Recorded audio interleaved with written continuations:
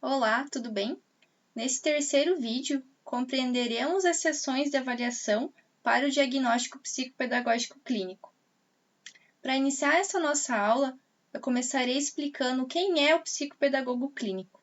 O psicopedagogo clínico dedica-se a examinar e tornar viáveis possibilidades de mudanças nas ordens cognitivas, emocionais e pedagógicas que possivelmente possam dificultar a aprendizagem de seus pacientes, acompanhando-os individualmente.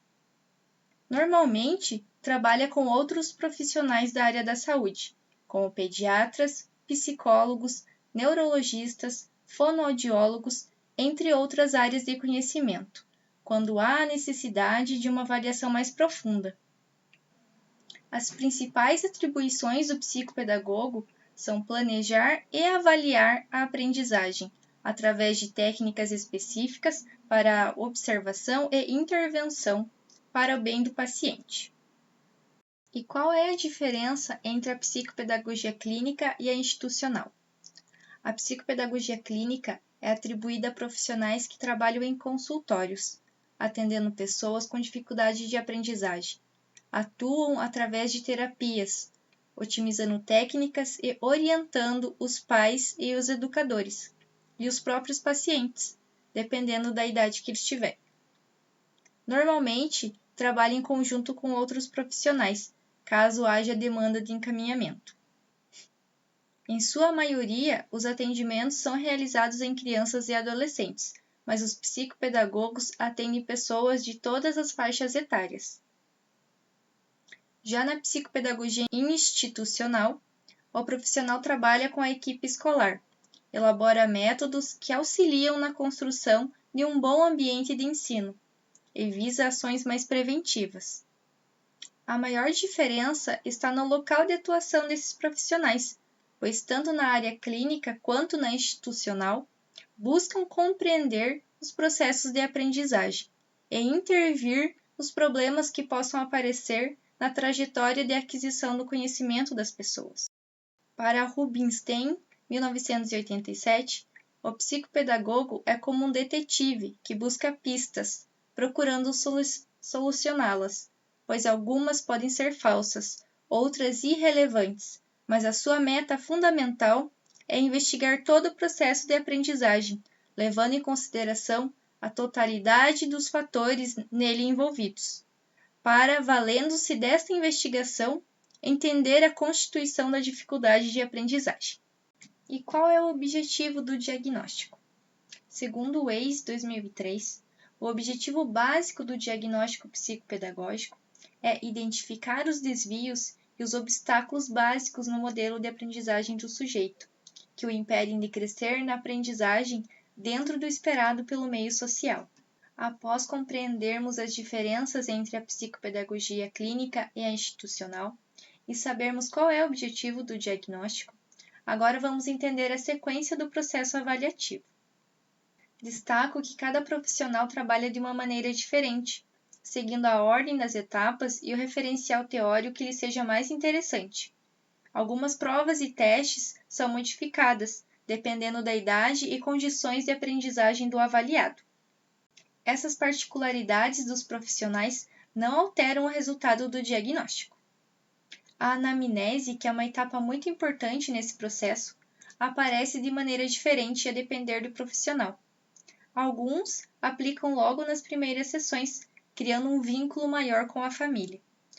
Outros preferem utilizá-la nas sessões finais, pois assim não são contaminados durante a avaliação com respostas que os pais forneceram.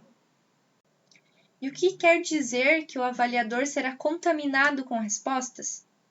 Significa que caso o paciente tenha passado por algum tratamento quando nasceu, ou teve algum acontecimento marcante na sua primeira infância, e os pais relatam isso antes do psicopedagogo começar com as provas e testes, o profissional poderá se prender a algo que foi mencionado, e na hora da aplicação das provas será induzido pelas falas dos pais.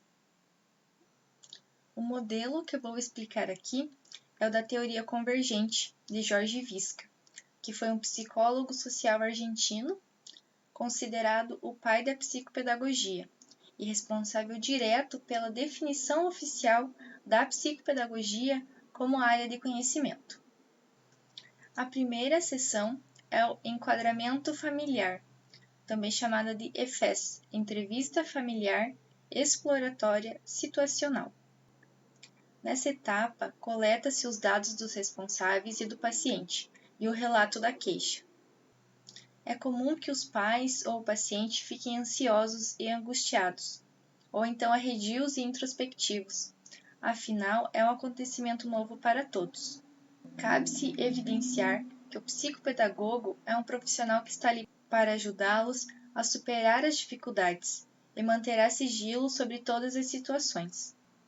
Os objetivos dessa entrevista são a compreensão da queixa nos núcleos familiar e escolar, expectativa familiar em relação à escola, em relação ao terapeuta, a aceitação do paciente e dos pais no processo diagnóstico. Esta é a entrevista que eu mencionei no vídeo anterior. Também é realizado o contrato.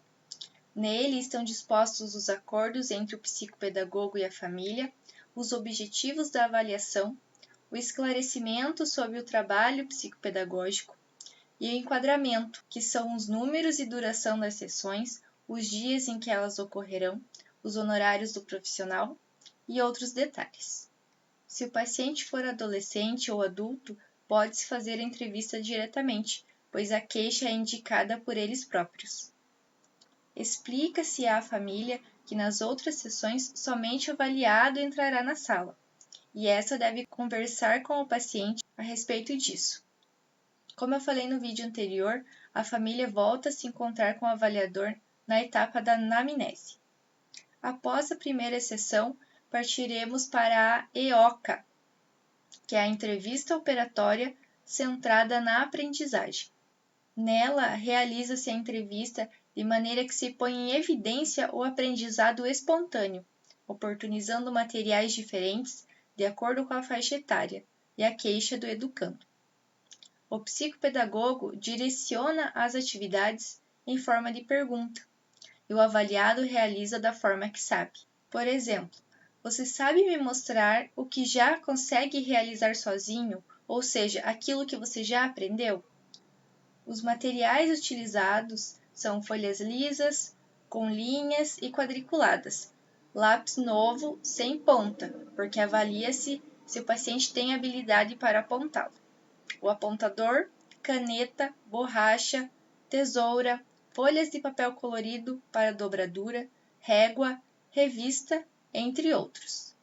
Com crianças menores, acrescenta-se massa de modelar, jogos de encaixe e cubos. No caso de adolescentes e adultos, complementa-se com outras atividades de acordo com a idade. Esses materiais geralmente ficam dentro de uma caixa ou dispostos na mesa, e o paciente tem autonomia para utilizá-los de acordo com a sua vontade. Na próxima sessão, realizaremos as provas operatórias. Na verdade, elas são realizadas em 2 sessões. Através da aplicação das provas, o terapeuta tem condições de conhecer o funcionamento e o desenvolvimento do raciocínio lógico do aprendente. Este poderá ter a idade cronológica diferente do seu nível de pensamento. Essas provas possibilitam constatar o desenvolvimento ou não de uma gama imensa de construções cognitivas, como a noção de conservação, operações lógicas de classificação, de seriação e de compensação. Pode-se avaliar também se o sujeito já construiu os conceitos de número, espaço, tempo, ordem e velocidade. São aplicadas seguindo critérios de idade. As provas de conservação trabalham com atributos como número, substância e grandeza, comprimento, área, peso e volume. As de classificação são para organizar objetos seguindo critérios de semelhança. E as de seriação, organizar os materiais do menor para o maior, por exemplo. O próximo passo será a realização das PPPs, Provas Projetivas Psicopedagógicas. Elas têm o objetivo de auxiliar na avaliação do nível emocional que pode interferir nesse processo. Algumas orientações têm teor escolar, outras ligadas à família e à vida em geral, mas sempre voltadas à aprendizagem. O psicopedagogo observa fatores como medo, ansiedade e conflitos, que podem ser inconscientes, mas por meio de desenhos o paciente pode expressar-se para o avaliador. A partir da aplicação das provas projetivas, o terapeuta consegue alguns conceitos para as atividades que serão realizadas na etapa de intervenção ou correção. Também é realizada em 2 sessões. Para a verificação do vínculo escolar, utilizamos a prova do par educativo, que é o vínculo com a aprendizagem. O comando utilizado é: eu gostaria que você desenhasse 2 pessoas, uma que ensina e outra que aprende. Através dessa prova, é possível identificar quem ocupa lugar significativo na educação do paciente. Outra prova é: eu com meus companheiros, vínculo com colegas de classe. Gostaria que você se desenhasse com seus companheiros. Nos desenhos, podem estar expressos o bullying e a exclusão. A planta da sala de aula, vínculo escolar. Gostaria que você desenhasse a planta da sua sala de aula, como se você estivesse vendo-a de cima.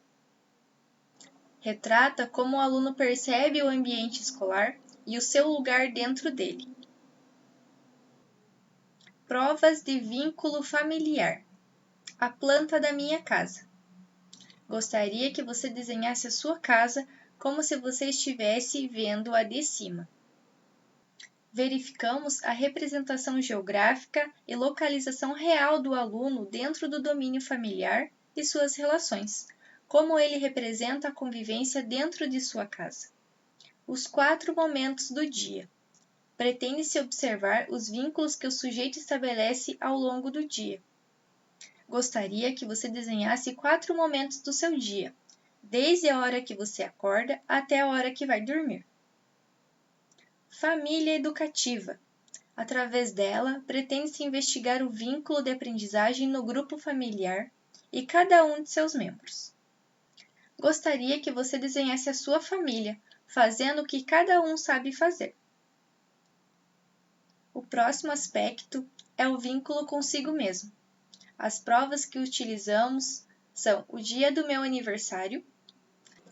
Desejamos conhecer a representação que o aprendente tem de si mesmo e do contexto físico e sociodinâmico, em um momento de transição de uma idade para outra, vínculo com seus desejos e interesses. Gostaria que você desenhasse o dia de aniversário de um menino ou de uma menina, se a criança for menina.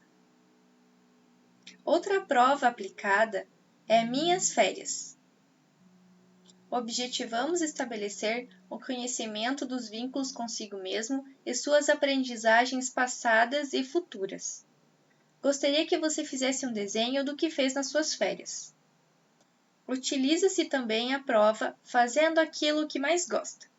Observamos o tipo de vínculo que possui consigo mesmo, interesses, necessidades e limitações internas e externas na aprendizagem. Gostaria que você se desenhasse fazendo aquilo que mais gosta. Existem outros exemplos de provas e elas podem variar conforme a idade do paciente e as necessidades do diagnóstico. As provas projetivas psicopedagógicas podem expressar a realidade ou imaginação do aprendente, e ainda a forma como ele gostaria que sua vida fosse. É possível ter uma visão holística em relação às questões emocionais presentes na vida do indivíduo e seus vínculos, que podem ser positivos ou negativos. Outra etapa são os testes complementares, aplicados em 2 sessões. E quais são esses testes? A avaliação da coordenação motora fina. Nela, verificamos o uso de músculos pequenos, como os das mãos e dos pés, ao desenhar, pintar ou manusear pequenos objetos. Coordenação visomotora, capacidade de controlar o movimento da mão guiada pela visão. Por exemplo, copiar em uma folha uma figura geométrica que está vendo. Lateralidade.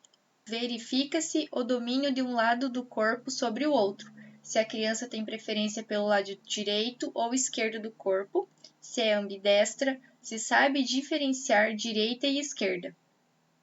Esse teste é importante para a avaliação da suspeita de dislexia, que foi o que eu falei lá no vídeo 1, que as crianças com dislexia, elas confundem as direções de direita e esquerda e os pontos cardeais. Esquema corporal.